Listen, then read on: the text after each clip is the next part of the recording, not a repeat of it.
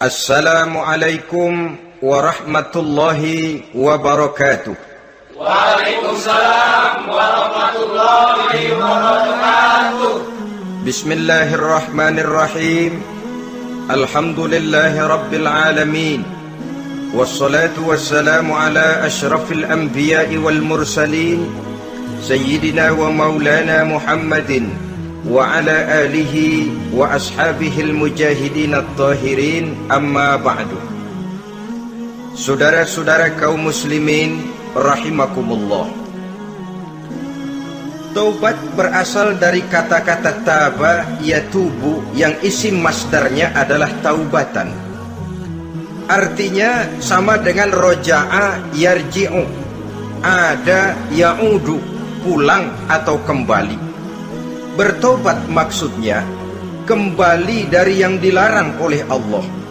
Kalau dalam perjalanan hidup ini kita suka menerjang larangan-larangan Allah, melaksanakan apa-apa yang dilarang olehnya, maka taubat artinya meninggalkan larangan-larangan itu dan kembali kepada apa yang diperintah oleh Allah Subhanahu wa ta'ala. Kenapa taubat ini harus disegerakan? Karena makhluk bernama manusia ini sulit melepaskan diri dari dosa dan salah. Nabi bersabda, kullu bani Adam khatta'un wa khairul khatta'ina tawwabun. Setiap anak Adam, yakni setiap manusia, pasti mempunyai dosa dan kesalahan. Dan sebaik-baik orang yang mempunyai dosa dan kesalahan ialah orang yang segera bertaubat. Dengan kata lain, orang yang baik sesungguhnya bukanlah orang yang tidak punya salah, karena tidak ada orangnya yang tidak punya salah. Tetapi orang yang baik adalah orang yang apabila melakukan kesalahan, dia segera sadar, dijadikannya kesalahan itu sebagai pelajaran untuk tidak diulanginya lagi pada masa-masa yang akan datang. Inilah yang digambarkan oleh Allah Subhanahu wa ta'ala dalam surah Ali Imran ayat 135. Walladzina iza fa'alu fahishatan, dan orang-orang yang apabila mereka terjatuh ke dalam perbuatan dosa, au zalamu anfusahum, atau berbuat zalim kepada diri mereka sendiri, zakarullaha fastaghfaru lidzunubihim, mereka segera ingat kepada Allah dan memohon ampun terhadap dosa yang pernah mereka kerjakan. Saudara-saudara kaum muslimin rahimakumullah, sejak awalnya iblis memang sudah memproklamirkan diri di hadapan Allah Subhanahu wa ta'ala. Apa kata iblis? Ya Rabbi wa izzatika la azalu aghwi bani Adam ma damat arwahuhum fi ajsadihim. Ya Allah, demi kemuliaanmu saya bersumpah, kata iblis, saya akan selalu memperdayakan anak-anak Adam. Saya akan selalu menggoda manusia selama ruh mereka masih ada di dalam jasad mereka. Jadi selama ruh masih ada di dalam jasad, selama itulah iblis akan selalu berusaha menggelincirkan manusia untuk jatuh ke tempat-tempat salah dan ke tempat-tempat dosa. Tetapi kemudian Allah juga memberikan jaminan. Allah menjawab proklamasi iblis ini, wa izzati wa jalali ya mal'un la azalu aghfiru lahum mastaghfaru. Demi kehormatanku, demi kemuliaanku, hai mal'un, hai yang terkutuk, hai iblis, kalaupun engkau selalu memperdayakan manusia, kalaupun engkau selalu menipu dan menggoda mereka sepanjang ruh mereka masih ada di dalam jasad, aku akan senantiasa memberikan ampun kepada mereka sepanjang mereka memohonkan ampun kepadaku. Inilah jaminan dari Allah Subhanahu wa ta'ala. Saudara-saudara kaum muslimin rahimakumullah, oleh karenanya apabila kita berbicara tentang taubat, artinya kita berbicara tentang tingkah laku kita dalam kehidupan sehari-hari. Apa yang harus kita lakukan untuk sempurnanya satu taubat? Pertama, menyesal terhadap dosa yang pernah kita lakukan. Kadang-kadang ada juga orang bertaubat Tapi bukan nyesal terhadap dosa yang dia kerjakan, malah puas katanya. Dia ngomong sama teman-temannya, saya dulu zaman muda sudah kenyang judi, kenyang zina, kenyang mabuk-mabukan, sudah puas. Sekarang tinggal benernya saja, saya sudah taubat. Taubatnya sih bagus, tapi puasnya itu yang jelek. Kenapa harus dikatakan puas? Bukan puas, menyesal. Menyesal saya dulu. Kenapa hanyut terjebak dosa? Kenapa tenggelam di meja judi? Kenapa tenggelam di minum-minuman keras? Kenapa hanyut kepada perbuatan munkar dan maksiat? Saya menyesal sekali. Menyesal diperintah dan bukan malah puas. Dari rasa menyesal ini nanti timbul hal yang kedua, yaitu berniat tidak akan mengulangi lagi perbuatan dosa. Kalau menyesal tapi masih diulangi lagi, itu belum taubat yang sebenarnya. Saya kapok, menyesal, tidak mau minum minuman keras lagi. Besok tidak ada minuman keras, malah pusing, nyari kesana kemari. Itu belum taubat yang sebenarnya. Jadi setelah menyesal, berniat tidak akan mengulangi lagi perbuatan dosa itu. Kalau menyesal tapi masih diulanginya lagi, itu sama saja dengan main-main. Saudara-saudara kaum muslimin rahimakumullah, barangkali itu yang orang namakan dengan taubat sambal namanya. Kita kalau makan nasi pakai sambal, pedesnya bukan main, repot, marah, ngomel. Gila, sambal pedes bukan main, taubat sama sambal. Taubat sama sambal katanya. Tapi 2-3 hari kemudian dia makan lagi, nggak ada sambal, nyari. Kemarin sudah taubat-taubat, 2 hari kemudian malah nyari. Ini bukan taubat yang sebenarnya. Penyesalannya tidak diiringi dengan berniat untuk tidak mengulangi perbuatan dosa itu selama-lamanya. Saudara hadirin, kita sudah taubat, tidak mau lagi minum minuman keras. Datang teman, minum ya. Gak mau. Kenapa? Saya sudah taubat. Yang benar. Benar. Kalau dibayarin? Tahu dah. Jadi rupanya taubatnya itu cuma karena gak ada yang bayarin. Begitu datang yang bayarin, berangkat lagi. Itu belum lagi merupakan taubat yang sebenarnya. Begitu juga kita taubat dari meja judi. Pada waktu sudah bures, bangkrut, habis-habisan, mungkin menyesal, mungkin bertaubat. Inilah akibatnya judi, rumah tangga berantakan, harta bures, anak terlantar, uang tidak ada. Taubat, saya tidak mau lagi-lagi tenggelam di meja judi. Pada saat kondisinya bangkrut, itu yang diucapkan. Tapi 2-3 hari, 4-3 minggu, 1 bulan kemudian rezekinya banyak, makmur lagi, usahanya maju lagi, lupa lagi dia kepada ucapan sebelumnya, akhirnya sedikit demi sedikit tenggelam kembali di meja judi. Ini pun belum merupakan taubat yang sebenarnya. Jadi untuk sempurnanya taubat, yang pertama menyesal terhadap dosa yang telah dilakukan, yang kedua berjanji tidak akan mengulangi lagi, kemudian yang ketiga meninggalkan perbuatan jahat itu untuk selama-lamanya. Dengan kata lain, kalau memang taubat tidak mau minum lagi, talak 3 itu minuman keras. Kalau memang niat tidak akan berjudi lagi, talak 3 itu segala macam bentuk perjudian, meninggalkan perbuatan jahat. Yang keempat, menunaikan semua fardu dan kewajiban. Sebab barangkali pada saat kita tenggelam dalam dosa, perintah-perintah Allah, jangankan yang sunnah, yang wajib saja sering kita lalaikan.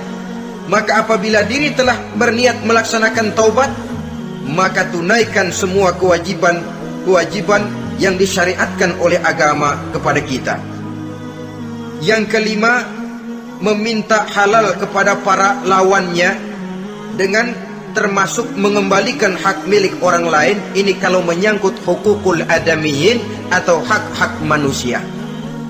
Jadi kalau kita berdosa kepada sesama manusia, Allah belum akan menerima taubat kita kalau kita belum minta maaf kepada yang bersangkutan. Adapun kalau kita sudah minta maaf tapi yang bersangkutan tidak mau memberikan maaf, itu urusan dia kepada Allah. Urusan kita adalah meminta maaf kepada yang bersangkutan. Hal yang keenam, mendidik atau melatih diri untuk bertaat kepada Allah. Sebagaimana kita dulunya telah melatih diri, memperturutkan diri untuk berbuat durhaka. Lalu memperbaiki yang dimakan dan yang diminum. Itu juga merupakan ciri dari orang-orang yang melaksanakan taubat kepada Allah Subhanahu wa ta'ala. Kemudian apalagi? Memperbanyak istighfar di dalam kehidupan. Disabdakan oleh Nabi, inna likulli da'in dawa'un wa dawa'u zunubi al-istighfar. Sesungguhnya segala macam penyakit tentu ada obatnya, dan obat dari segala macam dosa adalah istighfar. Saudara-saudara kaum muslimin rahimakumullah. Jadi kalau yang terdahulu merupakan perbuatan-perbuatan konkret, maka yang terakhir ini taubat dalam bentuk ucapan berupa memperbanyak istighfar, memohonkan ampun kepada Allah Subhanahu wa ta'ala. Mari kita lihat dalam teladan hidup kita, manusia yang hatinya paling bersih tidak lain adalah Rasulullah sallallahu alaihi wasallam. Beliau sudah mendapat jaminan ampun dari seluruh dosa. Liyaghfir lakallahu ma taqaddama min zambika wa ma ta'akhkhar, kata Allah. Muhammad, dosamu yang dahulu, dosamu yang sekarang, dosamu yang akan datang jikalau memang ada, seluruhnya sudah mendapat jaminan ampun dari Allah. Tetapi coba lihat dari sejarah perjalanan hidup yang mulia ini. Sungguh pun beliau sudah nyata-nyata mendapat jaminan ampun dari Allah. Beliau mengatakan, ayyuhan nas, tubu ilallah, fa inni atubu fil yaumi mi'ata marrah. Wahai manusia, bertaubatlah kepada Allah, maka sesungguhnya saya, kata beliau, dalam satu hari bertaubat 100 kali kepada Allah. Dalam riwayat yang lain, sab'ina marrah, 70 kali beliau mengucapkan istighfar minimalnya dalam sehari semalam. Orang yang sudah nyata-nyata mendapat jaminan ampun dari Allah ini, satu hari satu malam istighfarnya minimal 70 kali. Apatah lagi kita yang nyata-nyata belum mendapat jaminan ampun dari Allah. Di dalam satu hadis diriwayatkan bahwa iblis laknatullah alaih pernah berkata, ahlaktun nasa bizzunubi wal ma'asi. Aku rusak dan aku hancurkan kehidupan manusia dengan dosa dan dengan segala macam perbuatan maksiat. Iblis menghancurkan manusia dengan menanamkan kegemaran berbuat dosa dan menanamkan kesukaan untuk bergelimang dalam dunia maksiat. Tetapi kemudian iblis mengakui, wa ahlakuni bila ilaha illallah wal istighfar. Tetapi kemudian terbalik, manusia menghancurkan aku dengan kalimat la ilaha illallah dan dengan istighfar, yakni mengucapkan astaghfirullahalazim. Inilah senjata pemungkas menghadapi upaya iblis untuk menghancurkan manusia. Kalau iblis menghancurkan manusia dengan perbuatan dosa, dengan menenggelamkan manusia ke dalam perbuatan-perbuatan maksiat, hendaknya kita sadar. Pada saat kita terdorong untuk melakukan perbuatan dosa, kita lalu sadar, inilah perangkap iblis untuk membinasakan saya. Pada saat kita terjebak ke dalam perbuatan maksiat dan munkarat, ingatlah baik-baik, inilah perangkap iblis untuk merusak dan membinasakan saya. Maka hancurkan perangkap iblis, hancurkan tipu daya dan usaha iblis itu dengan apa? Dengan kalimat la ilaha illallah dan dengan memperbanyak istighfar. Falamma ra'aitu dzalik, ketika aku lihat hal itu, kata iblis, mereka hancurkan kita dengan dosa dan maksiat, dan kita hancurkan mereka dengan la ilaha illallah dan istighfar. Diamkah iblis? Puaskah iblis? Ternyata tidak. Apabila aku lihat usaha manusia itu, ahlaktuhum bil huda, ahlaktuhum bil hawa, wa hum yahsabuna annahum muhtadun. Apabila mereka hancurkan aku dengan la ilaha illallah dan istighfar, maka aku kembali menghancurkan mereka dengan mempergunakan hawa nafsu, sehingga mereka menyangka bahwa mereka adalah orang-orang yang mendapat petunjuk. Ditanamkan dalam diri kita perasaan bahwa kitalah orang yang paling benar. Itu pun tipu daya iblis. Maka orang pintar itu baik, tapi merasa pintar itu jelek. Orang benar itu bagus, tapi merasa benar itu tidak baik. Karena biasanya orang kalau sudah merasa benar, lalu cenderung untuk menganggap orang lain tidak benar. Kalau sudah begitu, dia akan mengklaim diri, sayalah orang yang paling benar, yang lain tidak benar semuanya. Itu termasuk perangkap iblis juga. Setelah kita gempur mereka dengan kalimat tahlil dan dengan kalimat istighfar. Saudara-saudara kaum muslimin rahimakumullah, Allah Maha Pengasih dan Maha Penyayang. Ia akan mengampunkan perbuatan yang bersifat salah dari manusia.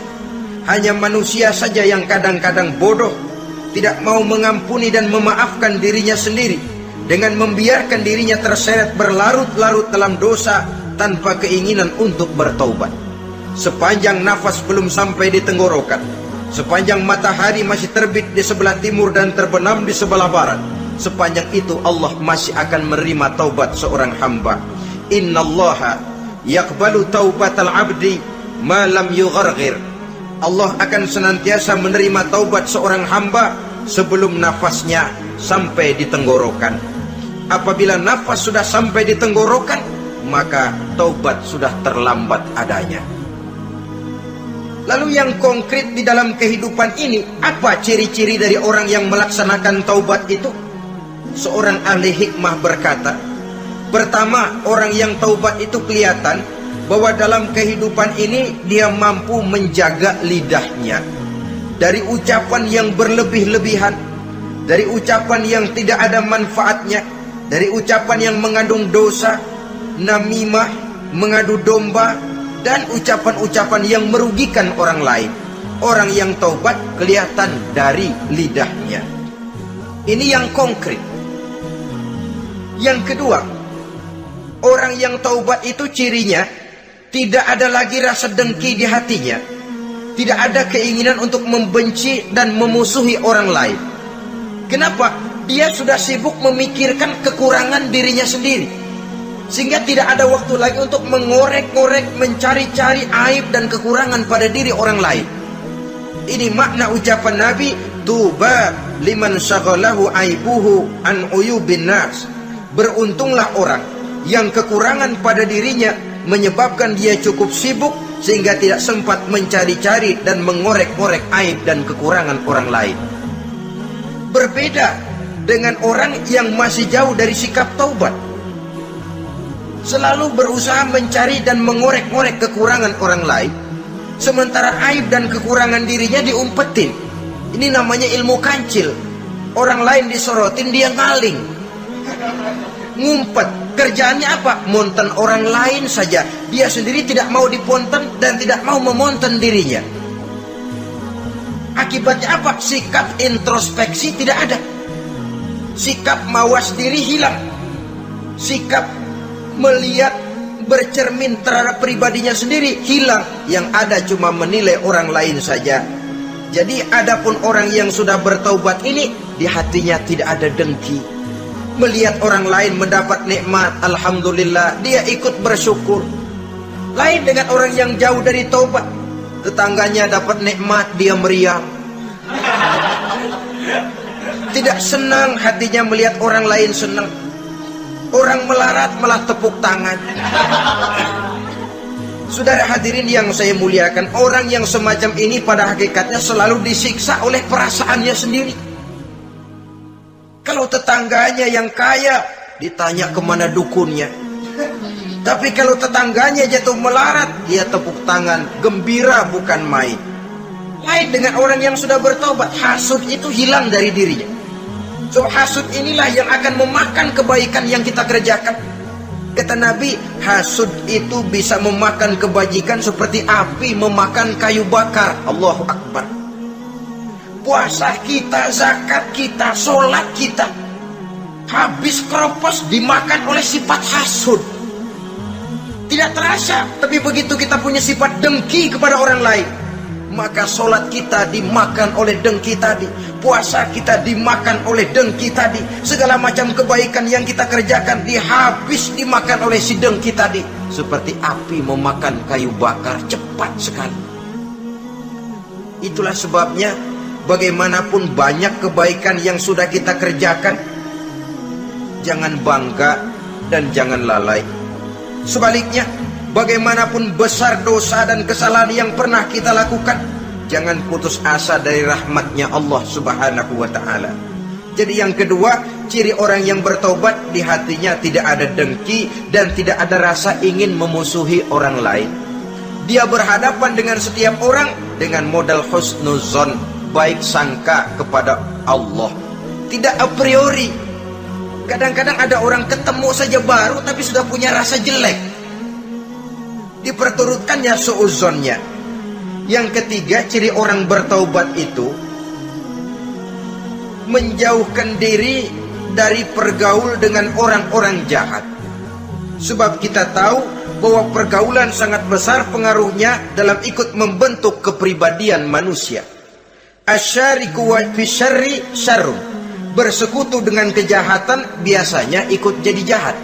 Walaupun secara langsung tidak melakukan kejahatan, tapi sudah termasuk dalam jamaah yang jahat juga namanya. Saudara-saudara kaum muslimin, bukan berarti orang yang taubat lalu tidak mau bergaul itu juga mencerminkan keangkuhan diri. Bergaul dia bergaul, tetapi kepada orang-orang yang jahat ia sekedar menghindarkan diri pergaulannya itu dari kejahatan yang bisa ditimbulkan oleh orang-orang jahat tadi. Ciri yang keempat dari orang yang bertaubat, dia mempersiapkan diri untuk menghadapi mati. Mempersiapkan diri. Sebagaimana kita tahu, kalau kita akan pergi ke luar kota, tentu kita membawa bekal. Makin jauh perjalanan, makin banyak bekal yang harus kita bawa. Hidup ini adalah perjalanan panjang yang kita juga memerlukan bekal dalam kehidupan.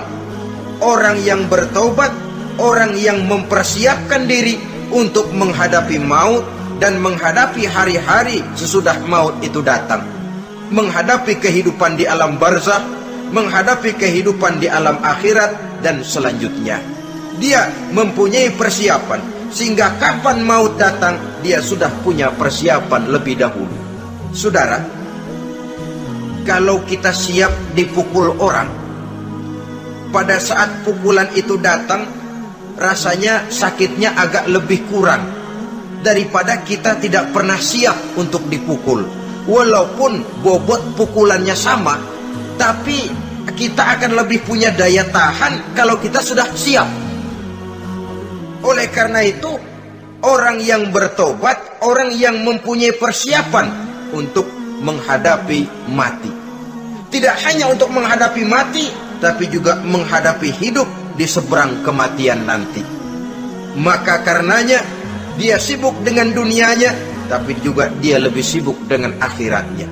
Dia tenggelam dalam berbagai macam kesibukan dunia, lain saat dia memfanakan diri untuk membekali diri menghadapi kehidupan sesudah hidup yang sekarang ini. Ciri-ciri ini tentu akan kelihatan dari gerak hidup seseorang. Saudara-saudara kaum muslimin rahimakumullah.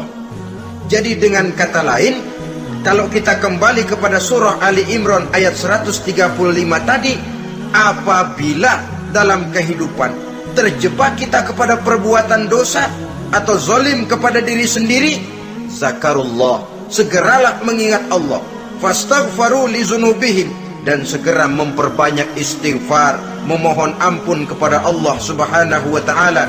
Sebab dosa dalam Islam hanya bisa ditebus dengan taubat, bukan dengan uang, bukan dengan beras, bukan juga dengan piagam.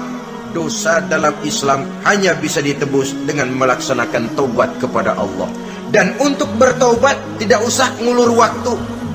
Besok saja, bulan depan saja, tahun depan saja, nanti saja kalau sudah agak sedikit tua. Ibarat diri kita ini kaca, kata Imam Ghazali, maka dosa adalah debu. Apabila kaca kena debu, sedikit nempel debu lalu dilap, sedikit nempel debu terus dilap lagi, insya Allah kaca akan tetap bersih. Tapi kalau kita menunggu debu sampai banyak, apalagi sampai berurat, berkarat, nanti akan sulit membersihkannya. Demikian hati manusia itu. Kalau sudah dihinggapi oleh dosa, ditumpuknya lagi, berkarat dosa dalam hati, biasanya berat untuk melaksanakan taubat. Untuk lebih meningkatkan pengertian kita tentang ciri dari orang-orang yang bertaubat, mari kita ikuti sebuah dialog yang pernah terjadi antara Rasul dengan para sahabat. Satu hari ketika sedang berkumpul dengan para sahabat, baginda Rasul bertanya, "Atadruna manit taib?" Saudara-saudara, tahu nggak saudara-saudara, siapa sebenarnya orang-orang yang bertaubat itu? Macam-macamlah jawaban para sahabat, tapi yang jelas akhirnya mereka berkata, Allahu wa rasuluhu a'lam. Allah dan Rasulnya yang lebih tahu siapa sebenarnya orang yang bertaubat itu.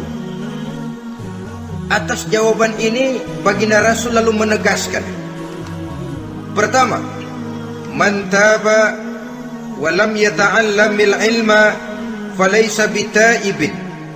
Siapa orang yang mengaku bertaubat kepada Allah, lalu dia tidak mau mencari ilmu, tidak mau belajar, falaysa bitaibin, maka dia belum termasuk orang yang bertaubat. Jadi di sini jelas bahwa bukan hanya dari dosa kita bertaubat, juga bertaubat dari kebodohan. Dalam arti tidak membiarkan diri kita bodoh terus menerus. Dengan bahasa anak sekarang, bodoh tapi betah.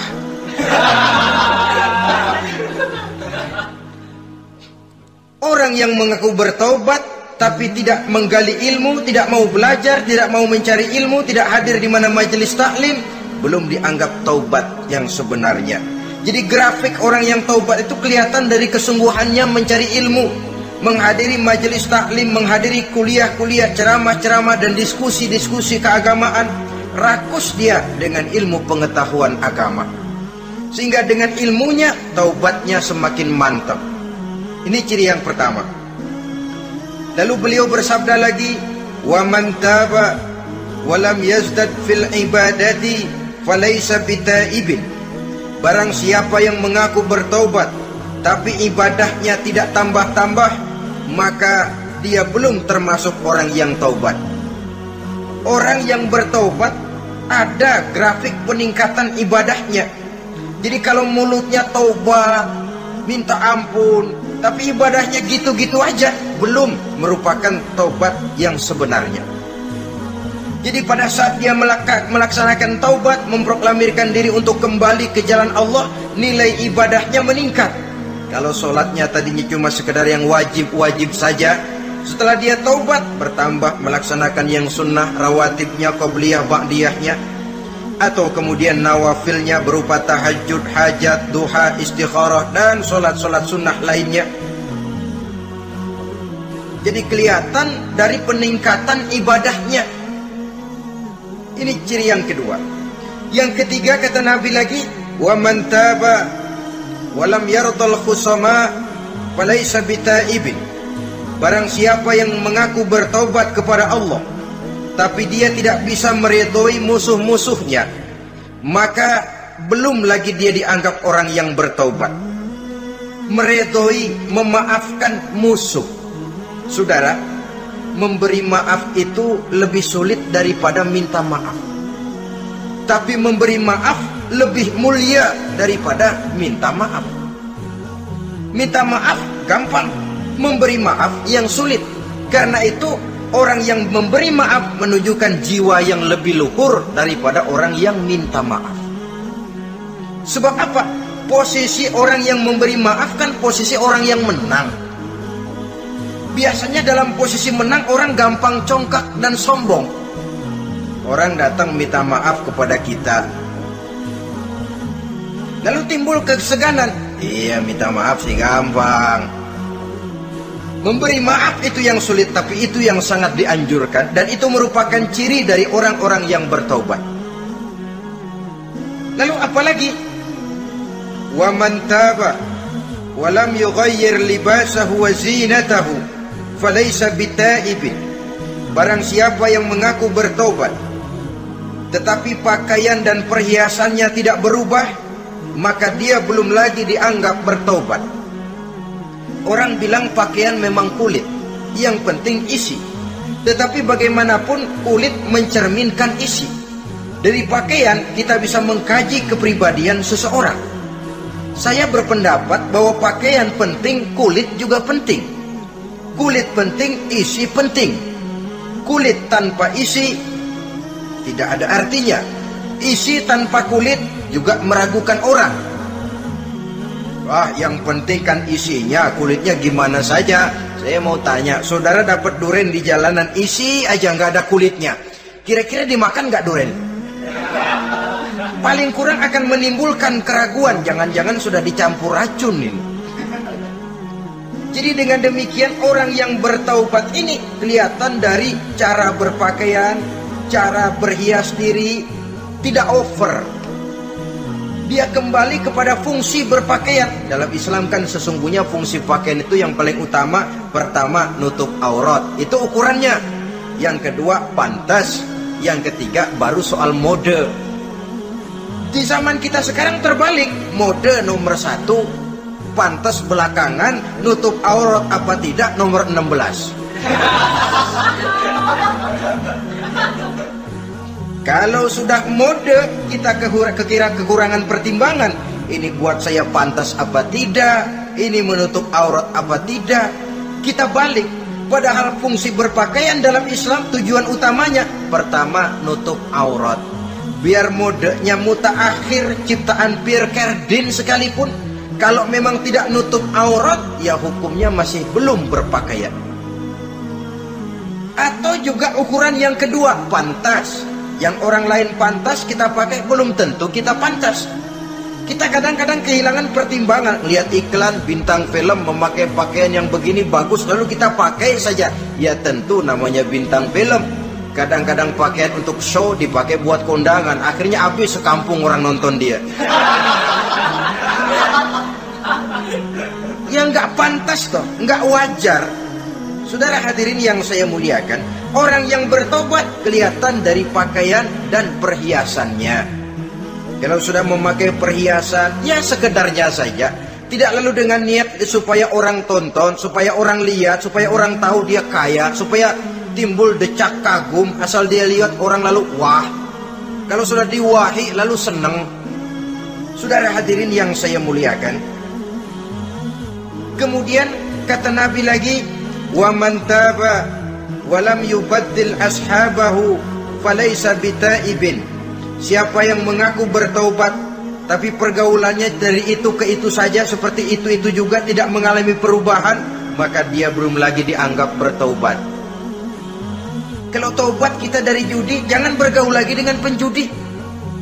Dalam arti jangan berkumpul di majelis judi. Ah, saya sih udah tobat nggak main judi, tapi ngumpulnya di situ terus. Ya bagaimana? Pada akhirnya toh akan terseret juga. Saudara hadirin yang saya muliakan, jadi dengan demikian lingkungan juga sangat besar pengaruhnya dalam kriteria orang yang bertaubat. Selanjutnya Nabi bersabda, wa man taba wa lam yughayyir khuluquhu falaysa bitaibin. Siapa yang mengaku bertaubat tapi akhlaknya, budi pekertinya tidak mengalami perubahan, maka orang itu pun belum dianggap bertaubat. Ini juga konkret. Orang yang bertaubat kelihatan dari akhlaknya. Kalau kemarin sama orang tua songong, kurang ajar, nyelongcong, maka setelah taubat dia berakhlak kepada orang tua. Kalau kemarin kepada anak muda menindas, tidak senang kepada anak muda yang maju, setelah dia taubat dia bisa menyayangi kepada anak-anak muda. Akhlak ini lain dengan adat, istiadat. Adat biasanya hanya memandang yang lahir, sedangkan akhlak zahir batin dipandang. Contoh, seorang anak muda kalau lewat di depan orang tua membungkukkan badan, menurut adat dia sudah sopan. Tapi menurut akhlak belum tentu berakhlak, tergantung kepada niatnya apa membungkukin badan, permisi apa ngina. Kan mungkin saja orang membukukan badan lewat di depan aki-aki karena menghina, sebab aki-aki itu badannya udah bungkuk. Jadi gerakan zahir yang baik yang diiringi dengan niat yang baik, itulah cerminan daripada akhlak.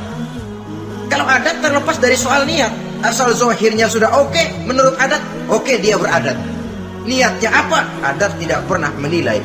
Maka orang yang bertaubat pun kelihatan dari akhlaknya, dan akhlak itu adalah keseluruhan tingkah hidup manusia. Cara berjalan ada akhlak, cara makan ada akhlak, cara duduk ada akhlak, cara tidur ada akhlak. Sehingga pantas ketika Siti Aisyah ditanya, Aisyah, Rasulullah itu akhlaknya apa sih? Beliau menjawab, karena Rasulullah khuluquhul Quran. Rasulullah itu akhlaknya Quran. Sehingga di kalangan ilmuwan lalu ada ungkapan bahwa Nabi Muhammad adalah Quran berjalan. Maksudnya seluruh konsepsi Quran sudah diterjemahkan dalam kehidupan Nabi. Maka tidak heran kalau Islam mengatur kehidupan manusia sejak yang sekecil-kecilnya sampai yang sebesar-besarnya. Cara berpakaian ada akhlaknya, kan begitu toh dalam Islam. Saudara diri di depan kaca, ngaca, ada akhlaknya, ada bacaannya. Allahumma kama hasanta khalqi fahasin khuluqi. Sampai saudara masuk ke dalam WC sekalipun ada akhlaknya. Karena akhlak adalah keseluruhan gerak hidup manusia. Orang yang bertobat kelihatan dari perubahan akhlaknya. Kemudian beliau bersabda, "Wa man taba wa lam yatwi firashahu wa bisatahu falaysa bitaibin." Siapa orang yang mengaku bertobat tetapi dia tidak menggulung tempat tidur dan spraynya, maka dia belum dianggap bertobat. Ini bahasa kinayah. Menggulung spray, melipat tempat tidur artinya lebih banyak ibadahnya daripada tidurnya. Kalau ngaku taubat tapi sehari 24 jam, 22 jam tidur, cuma 2 jam ibadah, ya belum mencapai kriteria itu. Dengan kata lain, orang apabila sudah memproklamirkan diri untuk taubat, menyingsingkan lengan baju, melipat spray, menggulung tempat tidur. Bukan berarti dia tidak tidur-tidur, tetapi bersiap diri untuk melaksanakan ibadah yang pada saat dia terjebak dalam dosa, sudah banyak ibadah yang ditinggalkannya. Saudara-saudara kaum muslimin rahimakumullah. Kemudian beliau bersabda pula, "Wa man taba wa lam yatasaddaq falaysa bitaibin." Barang siapa yang mengaku bertobat, kemudian dia tidak menyedekahkan karunia yang diberikan Allah kepadanya, maka taubatnya belum lagi dianggap taubat yang sebenarnya. Faman istabana minal abdi hazihil khisal fahuwa taibun haqqa. Apabila nyata tanda-tanda ini pada diri seorang hamba, maka barulah taubatnya dinamakan taubat yang sebenarnya. Jadi untuk taubat itu ada 2 jalan yang bisa kita tempuh. Pertama, taubat dengan lisan, taubat dengan ucapan. Dalam artian apa? Memperbanyak istighfar. Istighfar yang mana? Yang mana yang mungkin saja. Kalau waktunya sempit, ya istighfar yang pendek-pendek. Astaghfirullah, astaghfirullah, astaghfirullah. Mau yang lebih panjang, astaghfirullahalazim allazi la ilaha illa huwal hayyul qayyum wa atubu ilaih min jami'il ma'asi waz zunub la haula wala quwwata illa billahil aliyyil azim. Ada waktu yang lebih panjang lagi, membaca sayyidul istighfar. Tiap kali berbuat jahat, tiap kali diiringi dengan istighfar. Nah, ini yang bisa runtuh dengan istighfar ini dosa apa? Dosa yang ringan, dosa yang biasanya dilakukan oleh panca indera kita. Mata, ini dosa mata, insya Allah bisa runtuh dengan istighfar. Melihat yang haram, cepat nunduk, astagfirullah. Habis nunduk jangan ngeliatin lagi. Kadang-kadang ngelihat nunduk, istighfar, melotot lagi, istighfar lagi.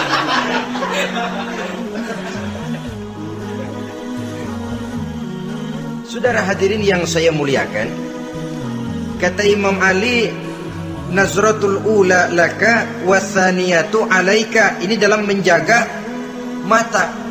Pandangan pertama rezekimu, kelihatan, namanya kelihatan kan rezeki.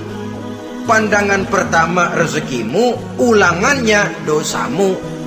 Ulangannya ini yang bisa membawa dosa. Dosa karena lidah, mengucapkan kata-kata yang menyakitkan orang. Dengan istighfar, insya Allah runtuh. Adapun dosa-dosa besar lainnya, tentu harus dengan perbuatan. Tidak cukup dengan sekedar istighfar saja.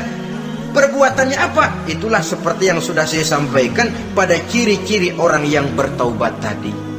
Oleh karenanya, beruntunglah kita masih diberikan umur oleh Allah. Sehingga segala dosa dan kesalahan yang kita lakukan, kita masih punya kesempatan untuk mengadakan pemutihan, bertaubat kepada Allah. Nah, apa kemudahan yang diberikan Allah kepada orang yang melazimkan istighfar di dalam hidupnya? Pertama, kata Nabi, man lazimal istighfar, siapa orang yang melazimkan, membiasakan diri istighfar, diberikan keistimewaan oleh Allah. Pertama, ja'alallahu lahu min kulli dhiqin makhraja.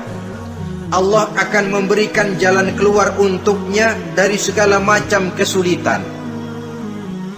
Hidup ini kan problem. Makin tinggi status sosial, makin banyak urusan. Urusan akan selesai apabila hidup di dunia selesai. Kita menyangka orang lain lebih enak dari kita, padahal tiap orang punya urusan. Yang namanya enak barangkali persis seperti pelangi biang lala itu. Tidak pernah di atas kepala kita, di atas kepala orang lain saja. Begitu kita memandang keenakan dalam hidup ini. Petani bilang pedagang enak, pedagang bilang petani enak. Tapi begitulah keenakan itu. Orang yang melazimkan istighfar, dia akan diberikan jalan keluar dari segala macam kesulitan. Menurut perhitungan otak, didlek, buntu, tidak sanggup lagi, entah bisa terwujud dan terlaksana. Allah memberikan jalan keluar dari segala kesulitan. Saudara, kalau Allah sudah memberikan jalan keluar dari kesulitan, siapa lagi yang bisa bikin sulit kita? Kalau Allah yang memberikan jalan keluar, everything is running well katanya. Semua urusan bisa jalan dengan lancar. Tapi tanpa istighfar, jauh kita dari Allah. Jalan yang sudah lapang pun bisa jadi sempit. Urusan yang sudah nyata akan selesai pun bisa jadi jelimet. Dan jalan yang tadinya tidak berliku-liku pun bisa berliku-liku. Ini faktor yang di luar perhitungan matematis. Kita tidak mampu, Allah maha mampu. Menurut akal kita tidak mungkin. Kalau Allah mau, tidak ada yang tidak mungkin. Saudara-saudara, ini fasilitas pertama. Orang yang gemar istighfar diberikan jalan keluar dari segala macam kesulitan.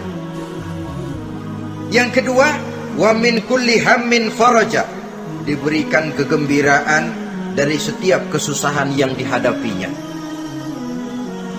Ada saja faktor-faktor yang mendatangkan kegembiraan, yang mendatangkan refreshing di dalam kehidupannya, sehingga dia tidak lalu merasa jalannya buntu, tidak merasa kesulitannya tidak pernah terselesaikan. Dan yang ketiga, fasilitas yang diberikan Allah kepada orang yang gemar istighfar, wa razaqahu min haitsu la yahtasib. Allah akan memberikan kepada mereka rizki dari jalan yang tidak pernah mereka sangka-sangka, dari jalan yang tidak pernah mereka perkirakan sebelumnya. Saudara-saudara kaum muslimin rahimakumullah, inilah fasilitas ketiga yang diberikan Allah kepada orang yang gemar istighfar. Rizkinya datang dari jalan yang tidak disangka-sangka. Sebab rizki ini juga termasuk hal gaib. Dan jangan lupa, ar-rizku bimakna al-ata hissiyan kana au ma'nawiyan. Rizki adalah pemberian, baik yang konkret maupun yang abstrak. Kita sering membatasi pengertian rezeki, maka rezeki kita jadi sering terbatas. Menurut kita kan yang namanya rezeki cuma duit saja. Kalau bukan duit, bukan rezeki. Padahal semua karunia Allah itu rezeki. Umur, rezeki. Istri, rezeki. Anak, rezeki. Pangkat dan jabatan, rezeki. Termasuk duit juga rezeki. Tapi dalam kebiasaan kita, rezeki cuma duit. Begitu duit seret, kita anggap rezeki macet. Maka akhirnya kita tidak bersyukur kepada Allah. Padahal mungkin di sektor duit macet, tapi rezeki dari segi lain, ilmu barangkali tambah, wibawa naik, pangkat naik, anak tambah, itu juga merupakan rezeki. Saudara-saudara kaum muslimin rahimakumullah, orang yang gemar istighfar ini diberikan rezeki dari jalan yang tidak disangka-sangkanya.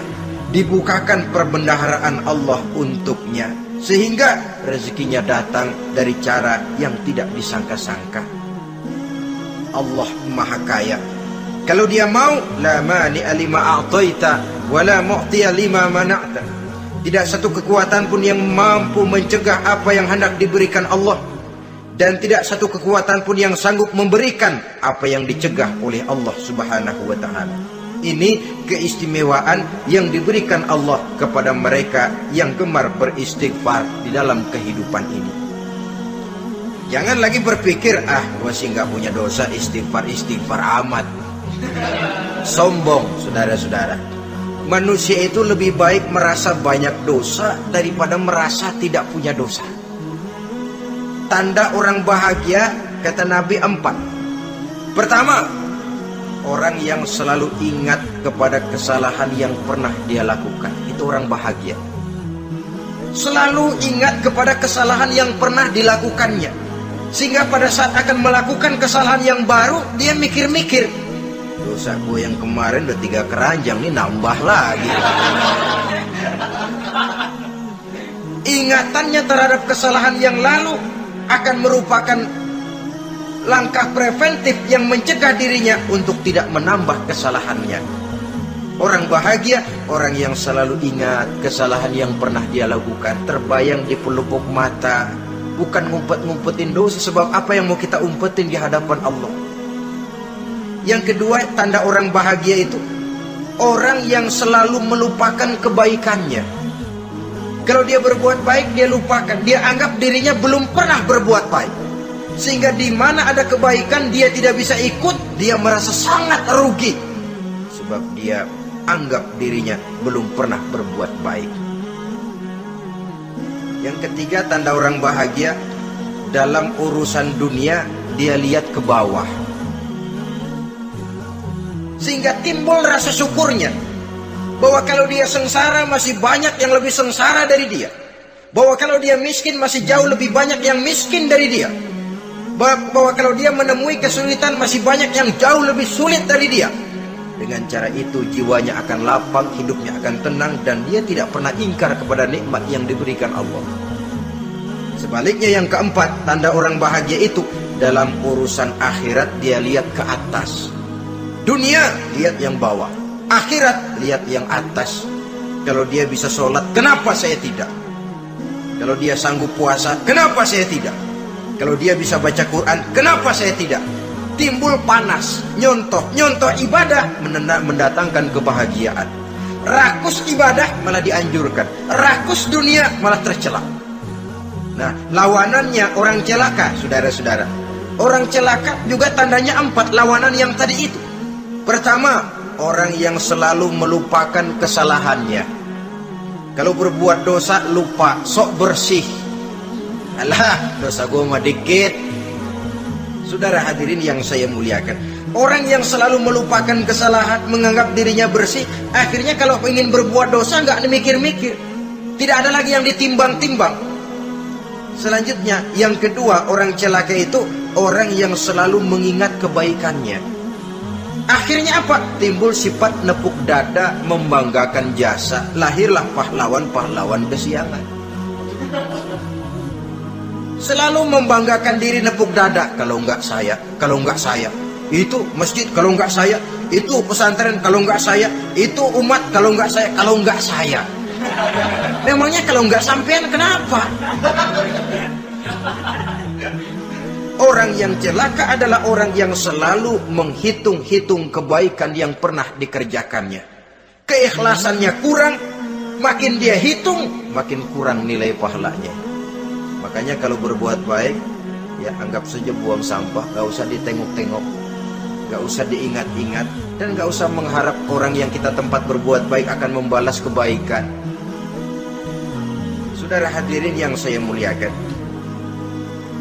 yang ketiga tanda orang celaka dalam urusan dunia, ngelihatnya ke atas, panasnya timbul, syirik dan dengkinya naik, rakusnya jadi.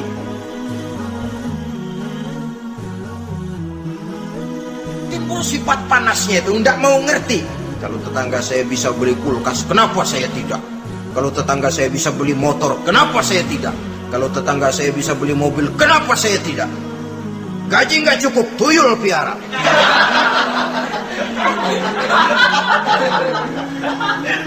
Orang itu kalau sudah didorong oleh rakus kan bisa jadi menghalalkan segala macam cara untuk mencapai tujuan. Dibakar oleh sifat tamak dan rakus bin serakah. Nah, kalau sudah didorong oleh rasa rakus, yang segera tersingkir pertama rasa malu.